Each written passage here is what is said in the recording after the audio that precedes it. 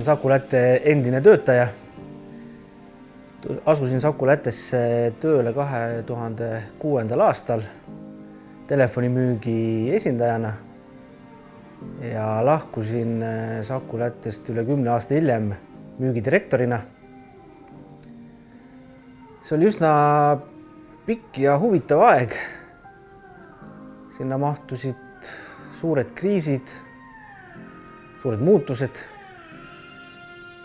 ja tuli ka suur edu. Aga sellele täna ma pühenduma ei hakka. Ma räägin pigem loo, kui ma olin paar kuud alles Saku Lättes töötanud ja oli kätte jõudnud minu sünnipäevapäev.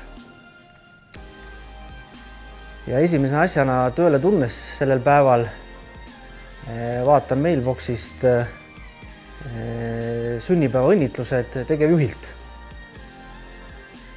Endises olles töötanud sõjaväelises asutuses ja üldse selline vabam õhkkond tööpostil oli harjumatu, aga tegevjuhi personaalsed sünnipäevaõnnitlused tundusid üldse kosmos.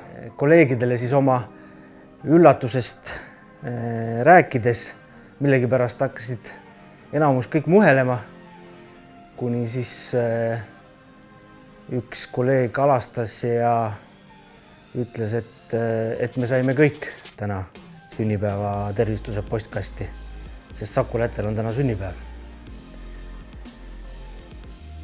Mu pettumus ei olnud küll väga pikk ja pigem vastupidi, et järgmistel aastatel oli mul au pidada Saku Lätte sünnipäeva